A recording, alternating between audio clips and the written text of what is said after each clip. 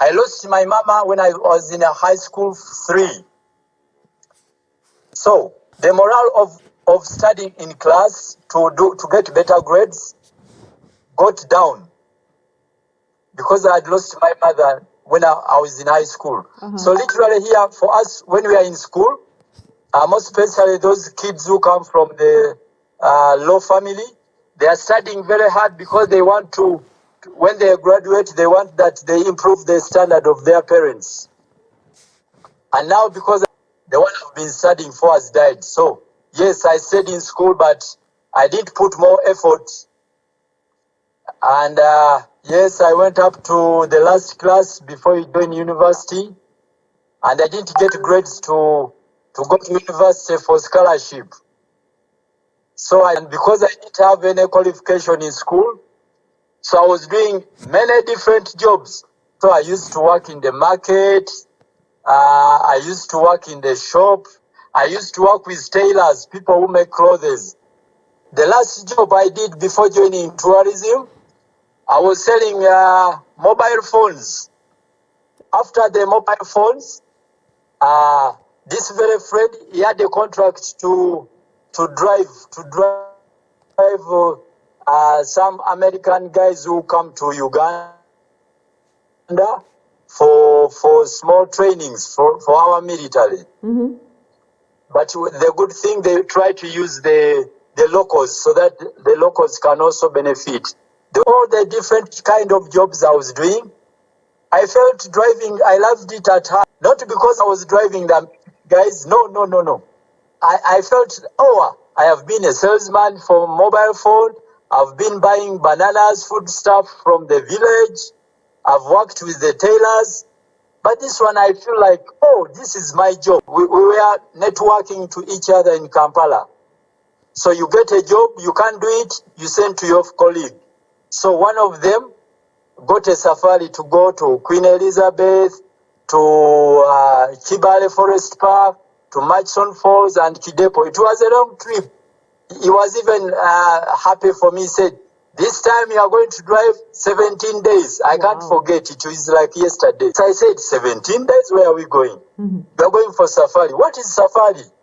We are going to National Park. What is National Park?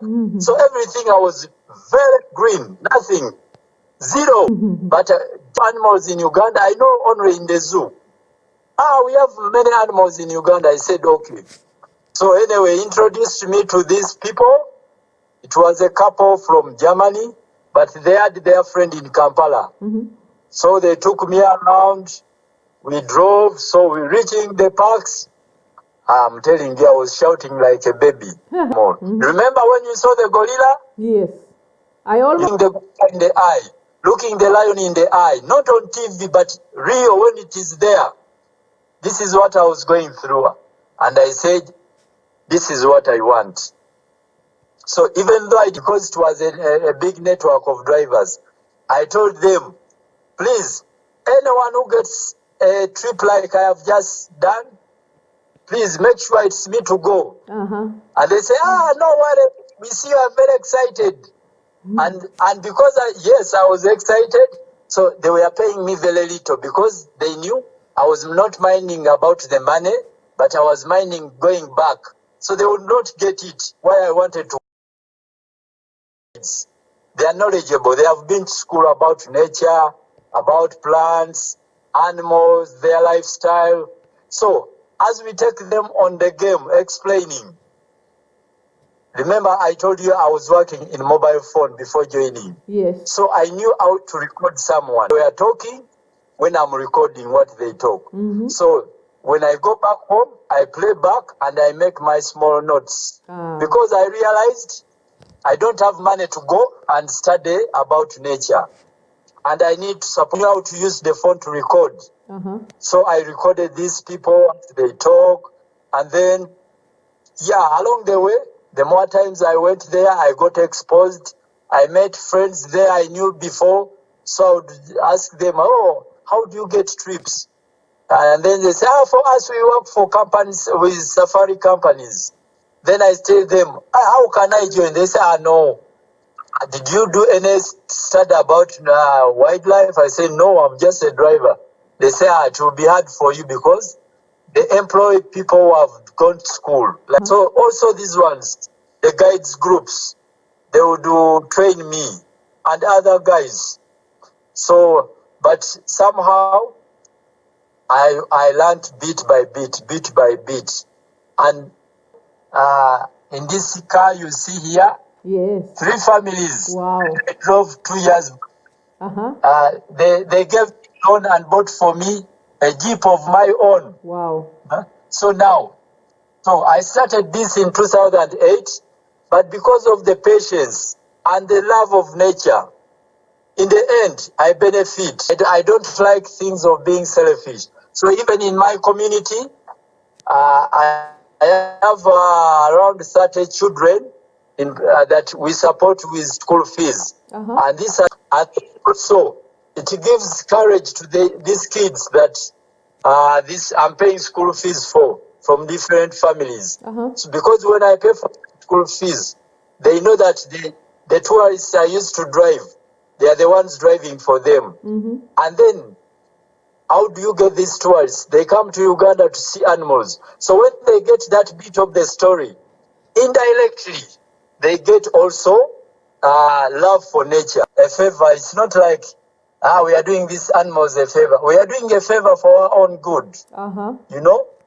Yeah. Because if we don't love what we have, then how can you love something else you don't know? So first love what you have. Not only animals, even within our society, within our neighbors. You know? Yes.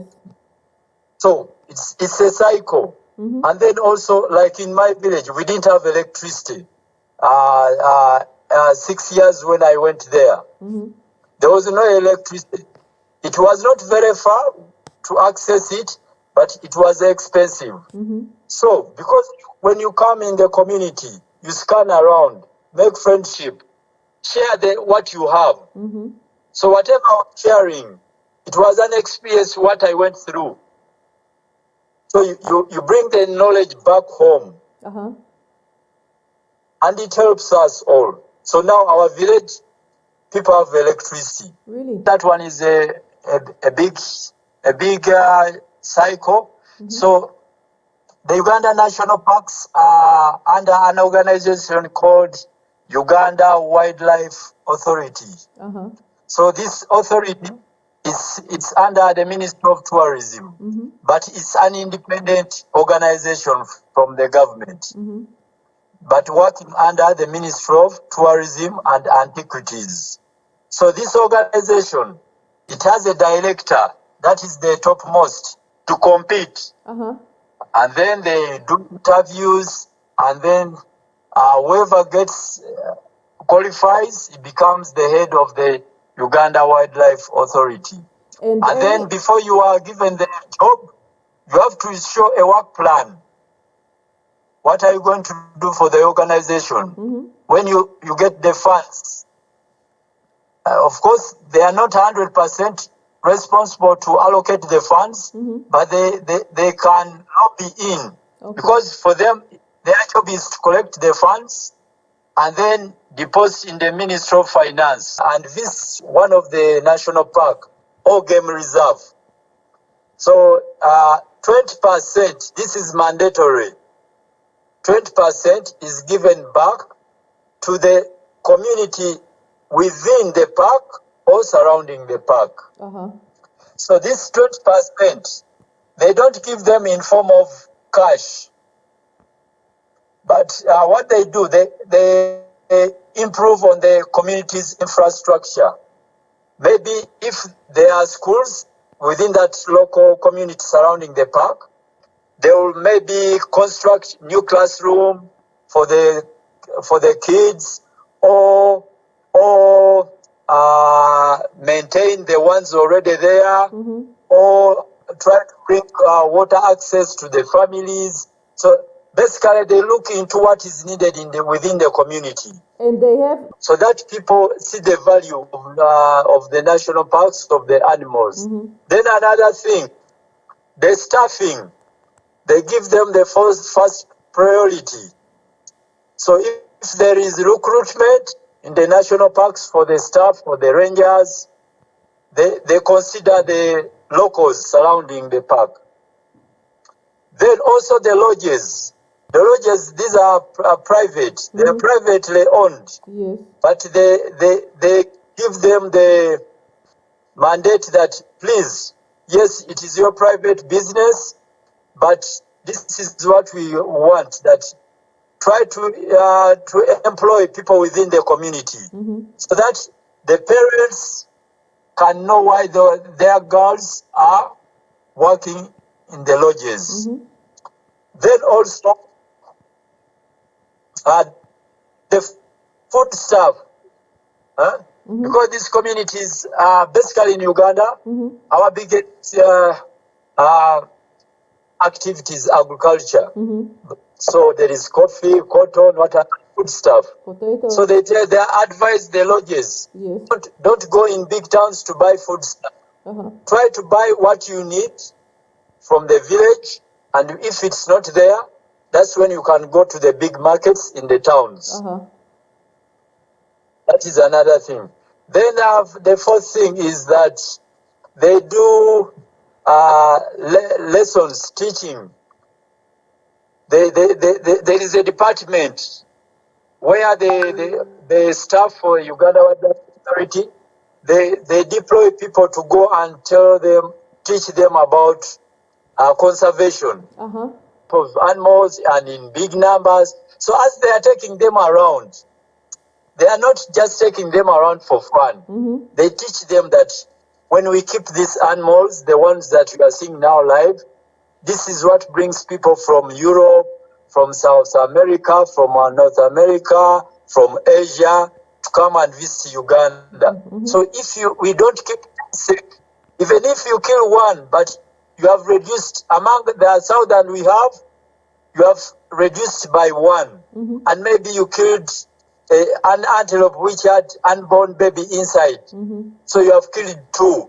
So those people within time, they will not be coming to Africa or to Uganda because you have destroyed the animals. And the money that you, the 20%, you no longer receive it. And your children will not get the job. So they don't just take for fun, but as they are showing them, they teach them about to conserve. So in this way, themselves, when they say there is poachers planning to go to kill the animals, they are the ones who make a tip off to the Uganda Wildlife Authority staff that so they are planning in 2 days to go to kill bush meat, to get bush meat. Yeah. And then also another arrangement that the Uganda Wildlife Authority does, when they get these poachers, now they have increased, they have made a harsh punishment. In the past, they would get simple sentence in court. Now they have introduced tough punishments. In that they would sentence you to many years according to the type of animal you have killed. But now, they are using them to track their colleagues because it's a circle, they know themselves. Then also, because they are using simple tools, they are not shooting. They use wire snares.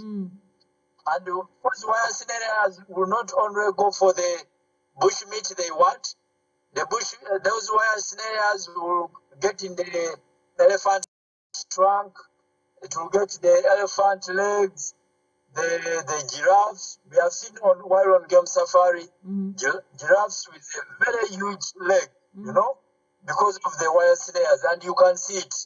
Then you find the corpse in their horns.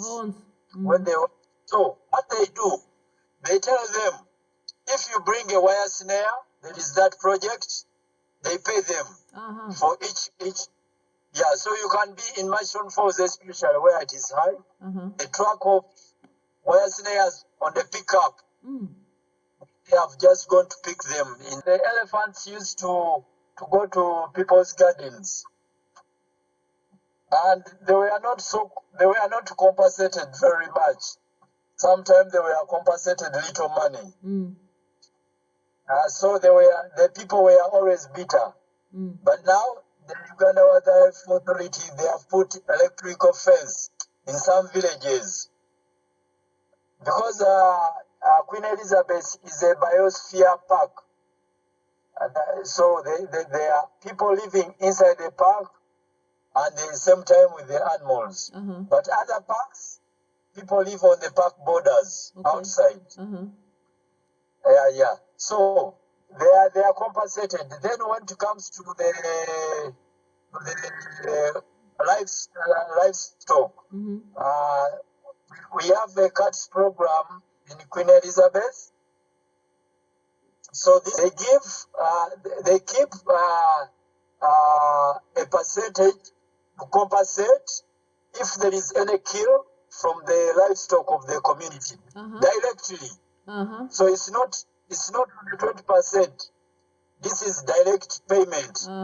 But then that boundary which marks, they are marked stones.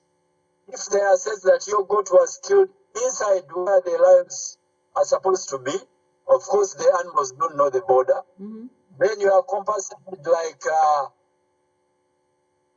85% or 90%.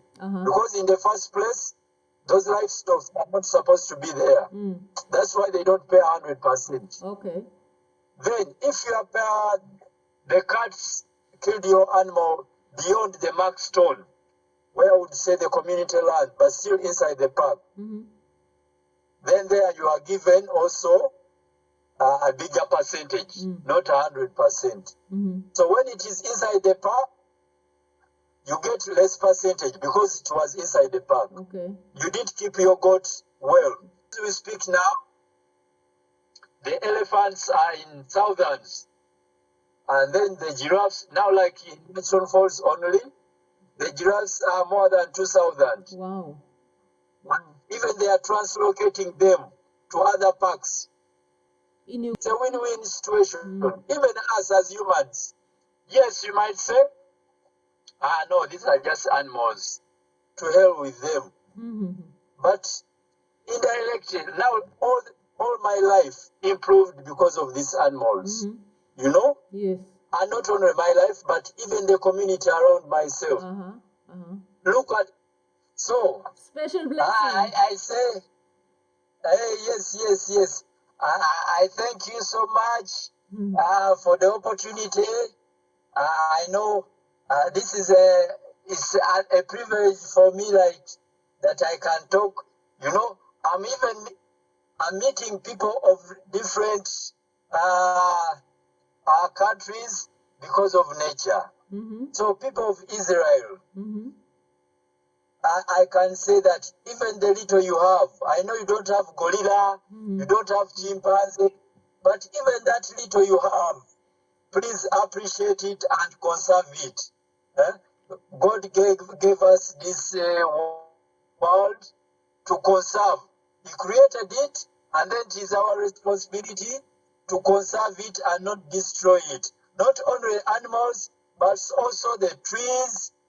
Let's have fresh air. You don't need to get air conditioning in your room or in your car. Put there a plant and get natural air conditioning from your tree. You know? Yes. It is very important. You know? Yes, I know many people are more educated than me. I'm just imagining. I wish I had the big qualification to talk in the big conferences about nature. But anyway, you can pass my message that yes, I don't have any big qualification, education, but the love of nature has changed. It was my turning point to love animals, to love trees, basically to appreciate nature. Yeah. But otherwise, thank you for this time. Thank you for the opportunity, and I encourage people from Israel to visit not only Uganda, you know, you can go to different countries because through you support people, the least people on ground. Thank you so much. Thank Welcome, you Madam very Gabriel. much.